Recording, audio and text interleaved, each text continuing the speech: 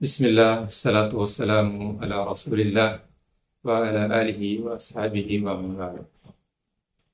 ஜகாத்துல் ஃபித்ர் கொடுப்பதற்கு வசதி இருந்தும் வாய்ப்பு இருந்தும் ஒருவர் கொடுக்கவில்லை என்றால் அவரது நிலைப்பாடு என்ன என்பதை பொறுத்தவரையில்,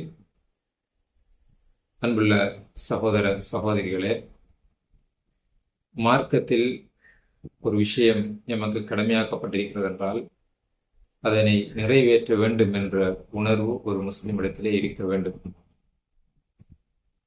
ஜகாத்துல் ஃபித்ர் ஒருவர் கொடுக்காமல் விட்டுவிட்டார் என்றால், வசதி இருந்தும் கொடுக்காமல் விட்டுவிட்டார் என்றால், மார்க்கத்தில் இவர் ஃபித்யா கொடுத்து அல்லது அதற்கு பரிகாரம் செய்து அதை சரிப்படுத்திக் கொள்ளலாம் என்ற ஒரு நிலை கிடையாது.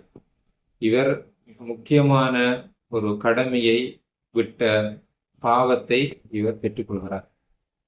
எனவே யாராவது ஜகாத்துல் ஃபித்ர் கொடுக்காமல் விட்டால் அவர் அல்லாஹ்விடத்திலே தௌபா செய்து அந்த பாவத்திலிருந்து அவர் மீண்டு கொள்ள வேண்டும். இவர் ஒரு பாவத்தை செய்திருக்கிறார்.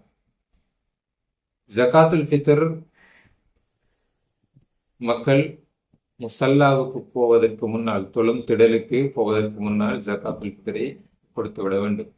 அப்படி யாராவது வாய்ப்பிருந்தும் கொடுக்காமல் விட்டால், தொழுகை முடிந்ததற்கு பின்னால் கூட யாராவது ஞாபகப்படுத்தினால் அல்லது அதனுடைய முக்கியத்துவத்தை பற்றி அவருக்கு சொல்லப்பட்டால், அவர் கொடுக்க வேண்டும் என்ற உணர்வு அவருக்கு இருக்குமாக இருந்தால், தொழுகைக்கு பின்னால் அதை உரியவர்களுக்கு கொடுக்கலாம். ஆனால் அது ஜகாத்துல் ஃபித்ராக கணக்கெடுக்கப்பட மாட்டாது. சாதாரணமாக கொடுக்கக்கூடிய தர்மமாக கணக்கெடுக்கப்படும். அடுத்த வருடங்கள் வருகின்ற போது கட்டாயம் அவர் இதிலே கவனமாக இருந்து இந்த ஜகாத்துல் ஃபித்ரை நிறைவேற்றுவதற்கு முயற்சிக்க வேண்டும். ஏனென்றால் ஜகாத்துல் ஃபித்ர் கொடுப்பது வாஜிபான, பரலான, கட்டாயமான ஒரு இபாதத்தாகும். எல்லாம் அல்லாஹ் ஜல்ல ஷானஹு தஆலா அல்லாஹ் எமக்கு ஏவி இருக்கிற கட்டளைகளை முடியுமானவரை நடைமுறைப்படுத்துவதற்கு அனைவருக்கும் தௌஃபீக் செய்வானாக.